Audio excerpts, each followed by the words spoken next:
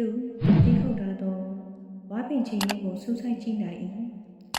လားရအောင်မှတွေးတွေကဖြတ်တွန်းနေစေကိုအောင်ငါတို့ဘာမှမလုပ်ပါဘူးကွအောင်တန်းသူ့နာရောက်လာကထိတ်တလန့်အတန်နဲ့မေးသည်တွေးတွေကိုကြည့်ရင်အားလုံးထိတ်တလန့်ဖြစ်သွားတာအထင်အရှား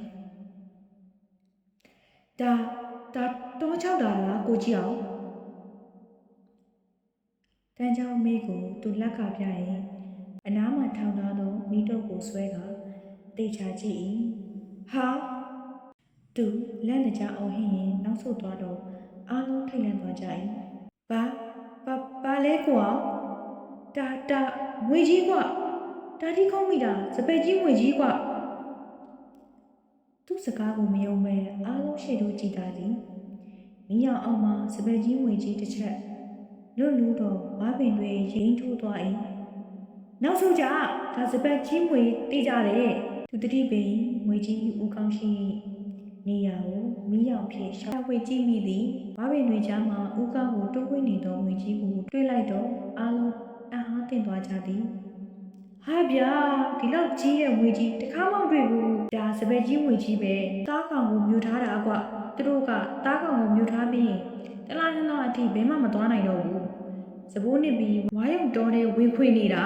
ဒီလောက်တွေးတွေထွက်နေတာတော့တစ်ချက်မလုပ်ဘူးနော်တာတိကတအံ့တအောနဲ့ပြောတော့သူရှင်းပြရသေးသည်စပယ်ကြီးငွေတွေကသူတို့အစာသားကောင်ကိုတွေ့ရင်ညှို့ပြီးမပြေးနိုင်အောင်လုပ်ကြတယ်သူတို့ညှို့ခွေးမှမိပဲတတဝါမှမပြေးနိုင်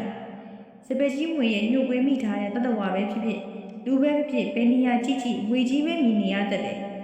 နောက်ဆုံးအတိတတဝါကိုငွေကြီးကရစ်ပတ်လိုက်တယ်ပြီးမှသူတို့အလွယ်တကူမြုံနိုင်အောင်ပါဇက်ကပြစ်ချွဲအရေးတွေနဲ့အစာကောင်ကိုမှုတ်တယ်ပြီးမှမြုံလိုက်တယ်သူရှင်းပြတော့တာတီတို့ချက်တီးတစ်ဖြန်းဖြန်းထနေ၏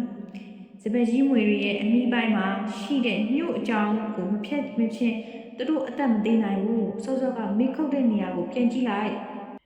မိတို့ကိုယူကတာတီခုံးမိသောနေရာကိုပြလိုက်မိတော့ဟာဟင်အားလုံးမဆက်အဟောင်းသားဖြစ်သွားသည်ဝါပင်မက်ကတာတီဓာတ်နှင့်ခုတ်ပိုင်းခဲ့သောငွေကြီးဤခနာကိုကအကောင်းပကတိဖြစ်လို့နေသည်တိတ်ထူးဆန်းနဲ့အဲ့ဒါစပယ်ကြီးငွေရဲ့ညှို့ကြောင်းပဲဒီကောင်ကြီးတွေကအစာမျိုးပြီးရင်ဝါတော့ထဲမှာတလားနှလားပြနေကြတယ်ဒီတော့ဝါပင်အနုတွေကသူတို့ခနာကိုဖောက်ထွက်ပေါက်လာတယ်ဒါပေမဲ့မသေးဘူးအပင်တွေခနာကိုဖောက်ထွက်တာတော့မသေးဘူးလားဗျတကယ်မသေးတာသာတီးသူတို့အစာချေချိန်မှာခနာကိုယုံထွက်လိုက်တာနဲ့ဝါပင်တွေအပိုင်းပိုင်းကျိုးချေကုန်ကြတယ်အဲ့ဒါစပယ်ကြီးငွေတွေရဲ့ညှို့ကြောအစွမ်းကြောင့်ပဲ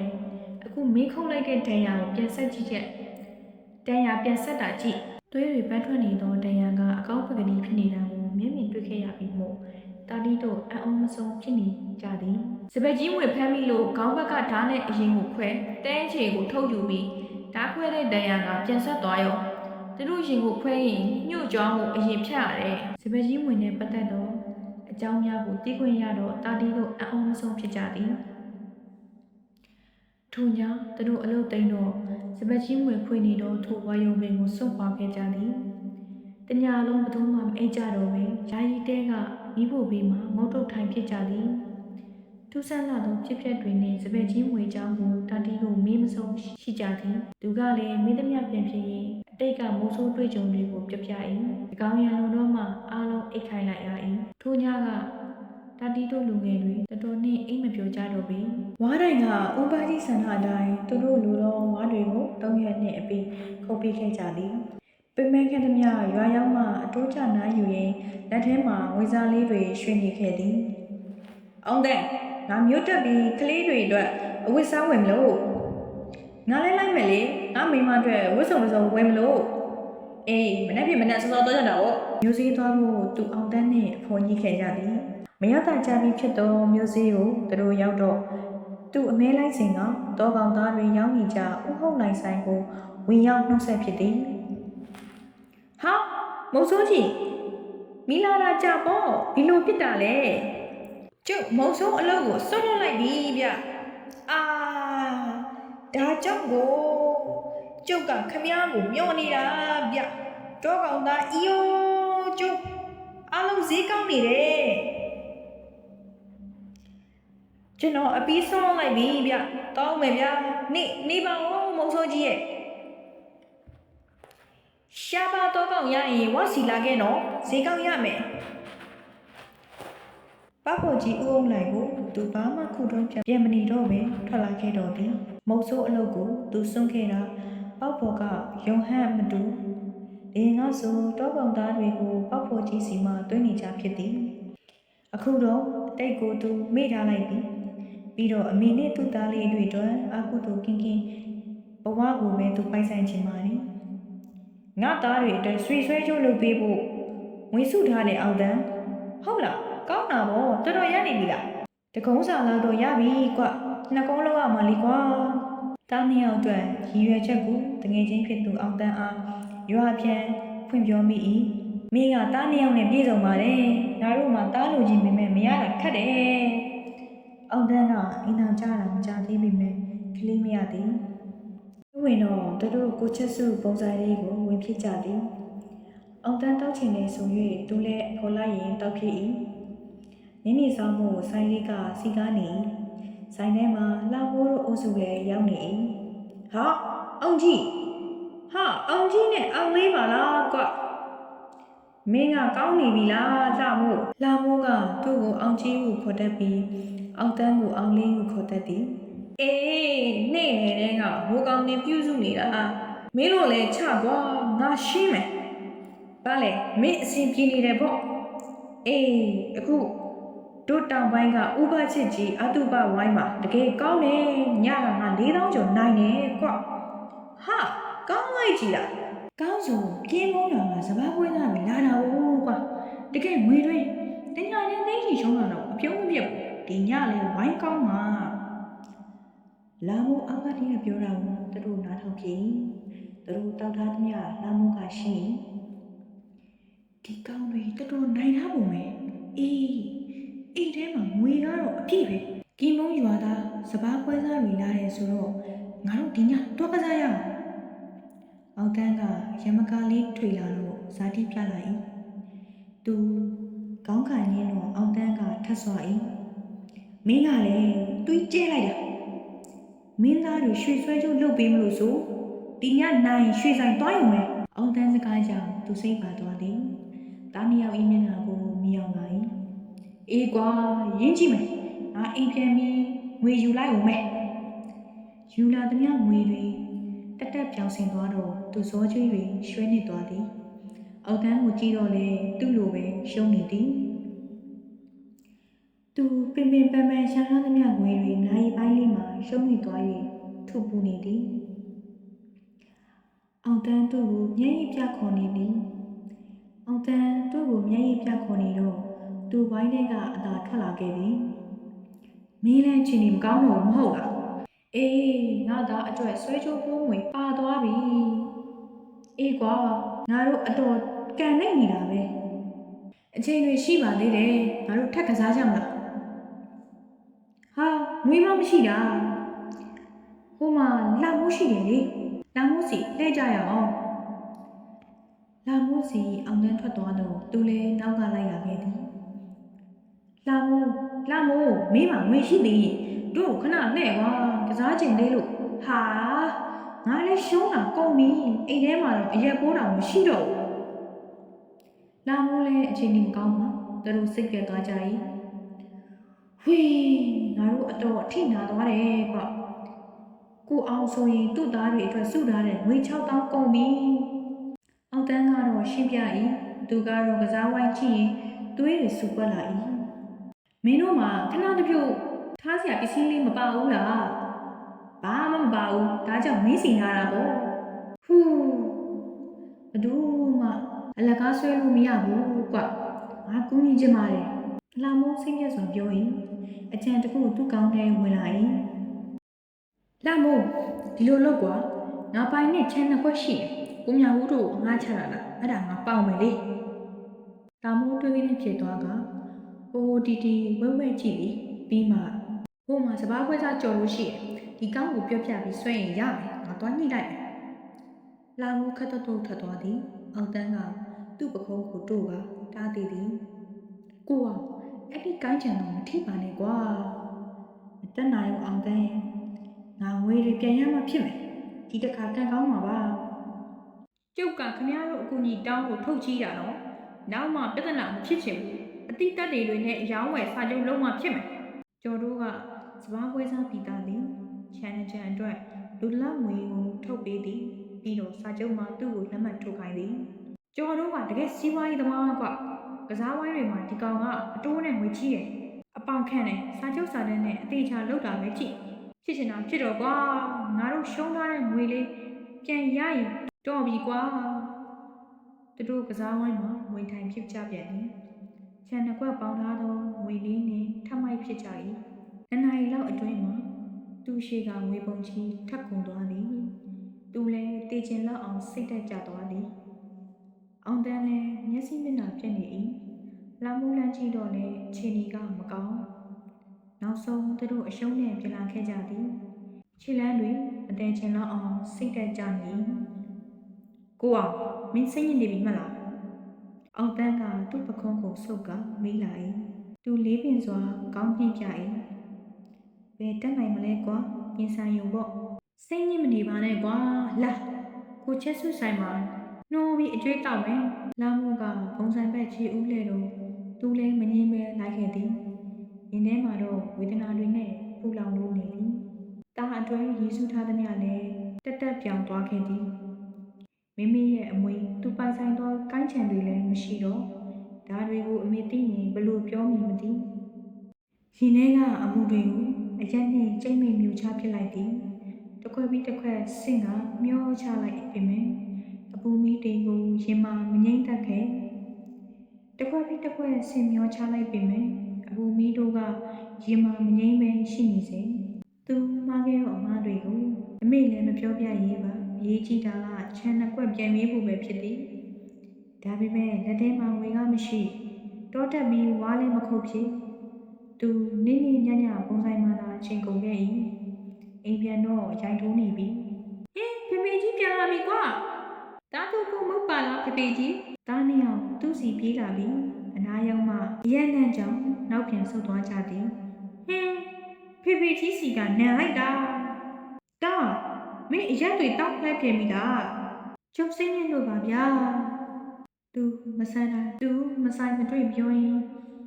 ကျမ်းမြေပေါ်လှဲ့အိတ်ဖြစ်လိုက်သည်အမေကပင့်တက်မောရှိုက်ကဘာမှမပြောတော့ပါလောဘအမားတစ်ခုကြောင့်သူ့ရင်ထဲမှာခံစားရသောဝေဒနာတွေကပြည့်နေသည်အခုတော့အမားတစ်ခုကိုတွေးယုံနဲ့အမောတွေကတတိတန်းကြီးချန်နှစ်ခွက်ကိုပြန်ယူဖို့ဆိုတာမလွယ်တော့ကျော်တိုးထံမှယူထားသောငွေကချန်တန်မှုထက်ကျော်နေပြီရင်ထဲကအပူတွေကိုမှုတ်ထုတ်လိုက်စင်မှာပဲအနားမှာရှိသောတားငယ်ကနှာခေါင်းရှုပ်၏ဟင်းဖေကြီးစီကနန်လိုက်တာရင်ထဲမှာနစ်ငနန်းဖြစ်သွားသည်သူ့သားလေးတွေအတွက်သူဟာဖခင်ကောင်တယောက်မှဟုတ်ရဲ့လားမျက်ရည်တွေစီးကျလာတာတားမရသားတွေမြင်မှလည်းသူစိုးသည်ဖေလူမိုက်ကြီးပါသားတို့ရဲ့အဖေကိုခွင့်လွှတ်ကြပါအတန်မှန်တော့ရင်ထဲကစကားနဲ့နောင်သားတို့သည်ပြန်လဲပြည့်ပြည့်မရအောင်လုပ်ခဲ့ပြီးကကြာစင်းနေသောစိတ်ဓာတ်ကြောင့်သူဘာလုံးမှမလုပ်ဖြစ်မိခင်နဲ့သားနှစ်ယောက်တို့၏ဝိုင်းရည်ကိုအမတွေကဖြည့်ရှင်းဝင်နေတာသူသိသည်ဒါပေမဲ့သူကတော့ချိန်ပြေးပုံဆိုင်လေးမှာပဲနေခဲ့သည်နေဝေမိုးချုံမှအိမ်သို့ပြန်ခဲ့သည်အမေကမိကွန်းနဲ့သူ့ကိုထိုင်ဆောင်နေတာမြင်တော့ရင်ထဲမကောင်းအမေမအိပ်သေးဘူးလားဟင်မင်းကိုစောင့်နေတာပြောစရာရှိလို့ဘာပြောမလို့လဲအမေကျွန်တော်ဘာမှမကြားချင်ဘူးတာလူမကြီးမင်းဘာတွေလုပ်နေလဲဘာတွေဖြစ်နေလဲဆိုတာအမေသိရဲ့ဟင်မင်းတော်တော်မိုက်တာပဲအောင်မော်အမေပေးရတဲ့ခြံထွက်တွေကို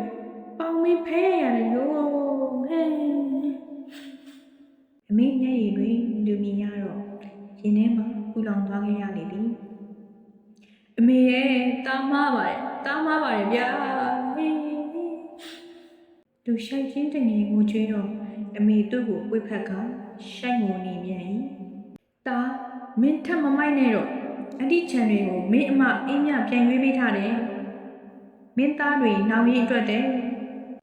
သူ့ရင်ထဲမှာပို၍လိုက်မောလာသည်အမအေးမြကခြံတွေကိုရွေးပေးသွားသည်သွားသည်ပင်မထားတဲ့မာနတွေမိအမတွေကိုအပြစ်မတင်နဲ့အောင်သူကငါမီးလေးတွေကိုတကယ်ချစ်တကယ်တိုင်ဝန်းစင်ရှိလို့ရွေးပေးတာသူဘာမှမပြောနိုင်ပါမျက်ရည်တွေကြားကပင်အမေစကားတွေနားထောင်နေမိသည်အခုလေသူ့တူလေးနှစ်ယောက်အတွက်အမေကိုတိုင်ပင်ခြင်းလို့တဲ့လာပြောသွားတယ်ဒါရင်ဝိစားဖို့တောင်းတဲ့အမအေးမြအမေကိုဘာပဲပြောသွားလဲအခုလာမဲ့တကူးမှာမင်းသားနှစ်ယောက်ကိုရှင်ပြုတ်ပေးခြင်းတယ်လေဟင်သူစက်နဲ့တွေ့သွားခဲ့သည်သားနှစ်ယောက်ကိုရှင်ပြုတ်ပေးမိတယ်သူသားကိုမိနေခဲ့သည်သူ့သားနှစ်ယောက်ကရှင်ပြုတ်တဲ့အရွယ်ရောက်ခဲ့ပြီတကယ်ကိုကုသိုလ်ထူးတဲ့တာဝန်ကိုသူမေ့လျော်နေခဲ့၏သူမိုင်လုံးကြီးလာသည်တာအဲ့ဒီကိစ္စကိုခွင့်ပြုပါကွယ်အမေမတခင်မြင်းတွေကိုတာနာပေါင်နဲ့တွင်းခဲ့ပြရစေမေရဲ့တာအမတွေကအားလုံးတာဝန်ယူတယ်တဲ့သူဘာစကားမှမဆိုနိုင်တော့ပါဘယ်ချိန်ကနိုးလာမှမသိတော့တာကြီးကငေါ့ထုတ်ထထိုင်ကအဖွာတားလို့ရှင်ပြရမယ်ဟုတ်လားမင်းကြီးတွေစီမီပြုတ်မယ်နော်ဖွာအေးငါမိဘဲတော့ကနိုးလာတာလေဖွာနဲ့အဖေတို့ငိုနေလို့နိုးလာတာပေါ့တားရဲ့အဖေတားတို့တကယ်ရှင်ပြရမှာနော်ဟုတ်လားဦးပြကြီးတာတော့လည်းဒီနေ့ရှင်ပြုတ်မယ်လေဗျအင်းမသားရဲ့ပြုတ်ရမှာပေါ့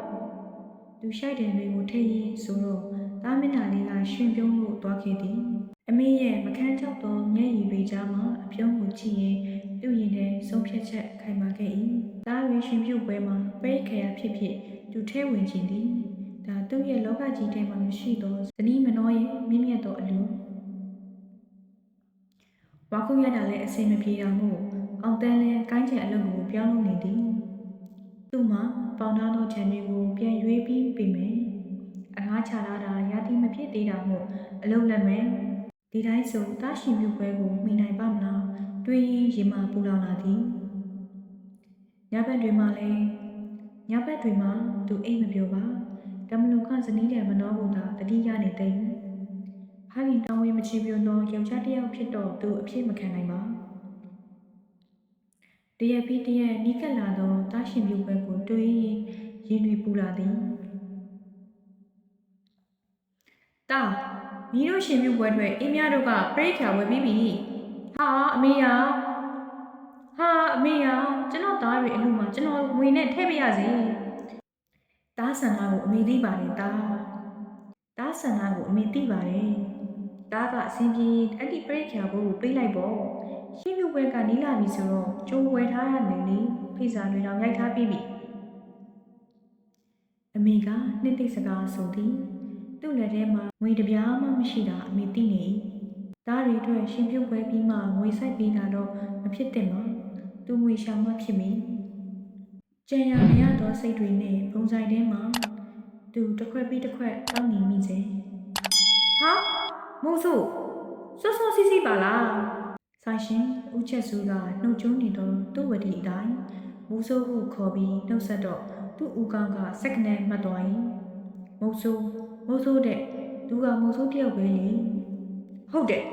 ကျုပ်ကမိုးစို့ဘဝနဲ့တလုံးရက်တည်လာခဲ့တဲ့ကောင်ပဲတိတ်ဆိတ်နေတော့တောကြီးကသူ့ကိုနှွေးထွေးစွာကြိုဆိုနေသည်ဟုစိတ်မှထင်မိလက်ထဲမှာအမဲဖြစ်ဒူလေးအတစ်တလက်ကြောဖို့အိတ်ထဲမှာတော့ဒေါ်ထဲမှာလိုအပ်သမျှပစ္စည်းတွေကအပြည့်လက်ထက်ကဒူလေးကသူ့အတိတောင်ချီရွာကမိုးဆိုးကောင်းဆန်ထဲမှာယူလာခဲ့ခြင်းဖြစ်သည်အောင်စရာပဲမင်းကတော့မိုးဆိုးပြန်လို့မလို့ဟုတ်လားဟုတ်တယ်ကောင်းဝင်ဆန်ငါဒီနေ့ကစပြီးမိုးဆိုးပြန်ဖြစ်ပြီကောင်းဆန်ကတော့သူ့ကိုမယုံနိုင်စွာငေးချီနေစေသူ့ရင်ထဲကဆန္ဒကိုကောင်းဆန်မှမသိနိုင်ပဲလေသူတော်လက်ခက်တာဝမ်းစာအတွက်မဟုတ်ပါသူ့အတွက်ဝင်မြမြရမိတောကောင်ကြီးတစ်ကောင်ရှောက်ပေးဖို့ပါဒါမှသူ့သားနှစ်ယောက်အတွက်ရှင်ပြုနိုင်ပြီသူရင်ဆိုင်လိုတာကကြားရိုင်းတစ်ကောင်ဒါမှမဟုတ်တောဝက်တစ်ကောင်ပဲဖြစ်သည်ကြားတစ်ကောင်ဆိုရင်ရေကုန်ကားစာကလေးစားအထိတန်ဖိုးရှိလာသည်တခါတော့မိုးဆိုးစိတ်တွေသူတွေးထဲမှာတိုးဝင်နေတဲ့ဝင်းတောဆောင်တာဆောင်အရှင်ကြီးများတပည့်တော်ကိုတားကောင်ကြီးများမဆာတော်မူပါ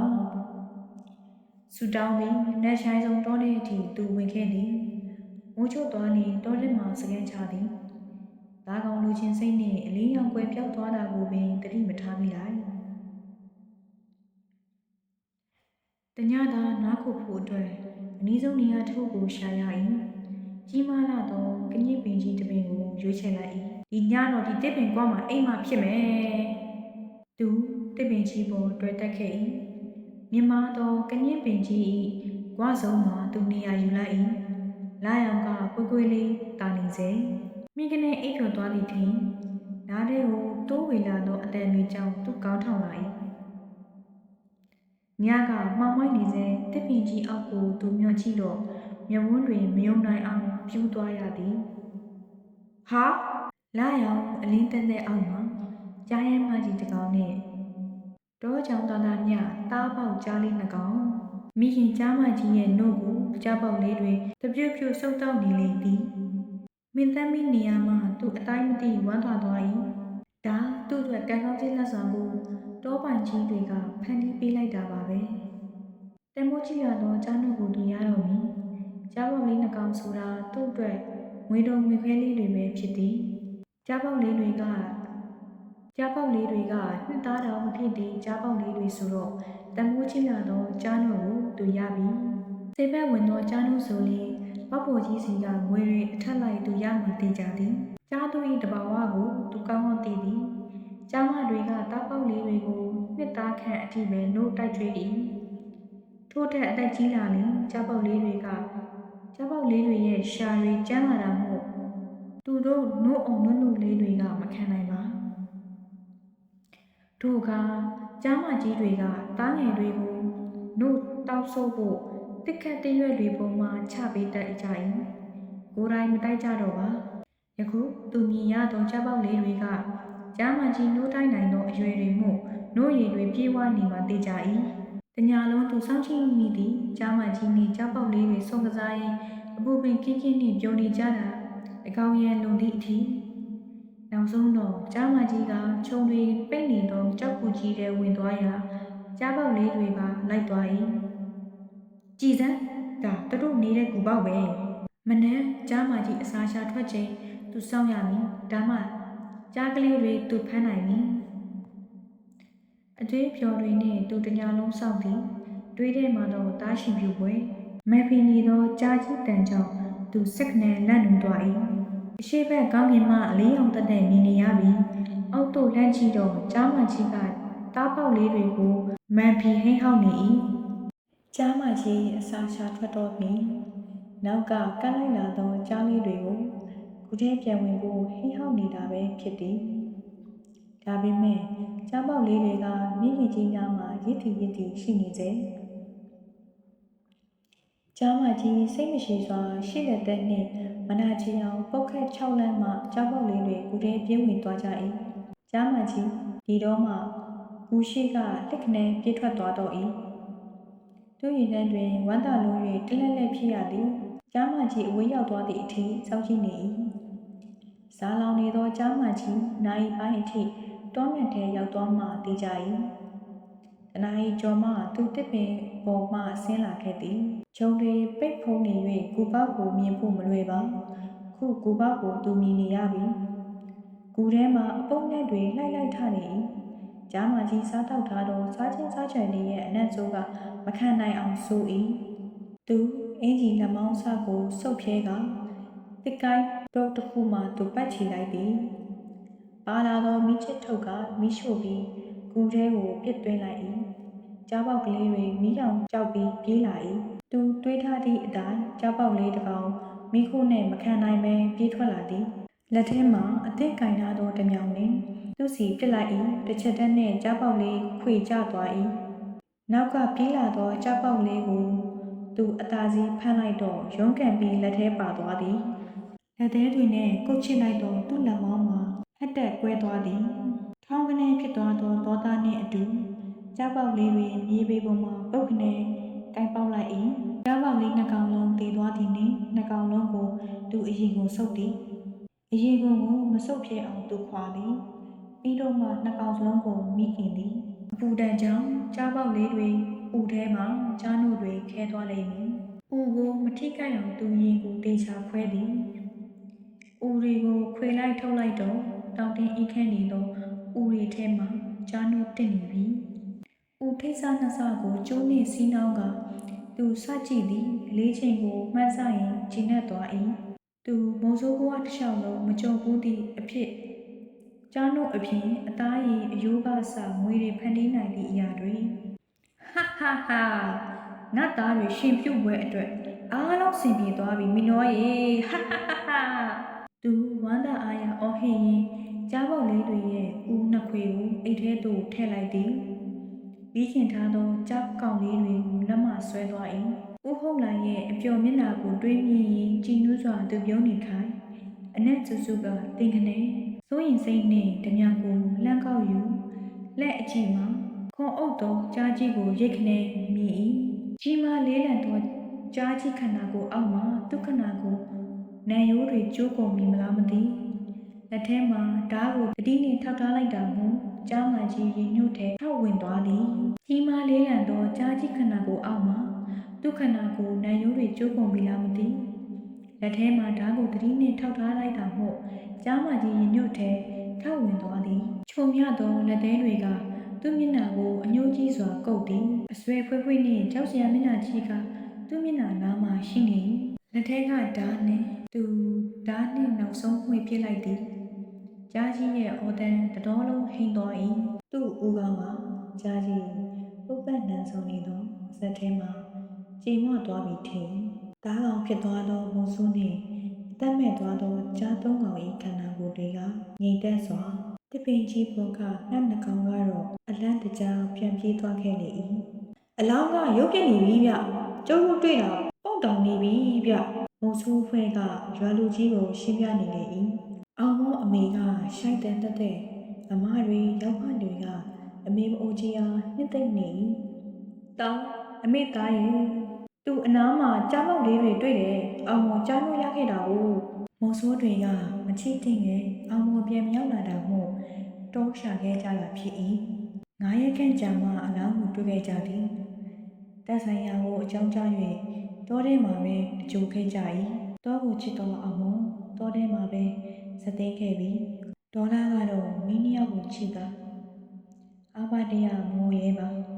ရှင်လောင်းဝတ်တော်မီမီးလေးတွေကိုမပူလောင်စေခြင်းကန်ဆူးလိုက်တဲ့သားလေးရဲ့ကဲအမြောက်ဝင်တဲ့ဒကာမကြီးဆရာတော်ကမဲရီစားတွေနဲ့ဒေါ်လာကိုတတိပေးသည်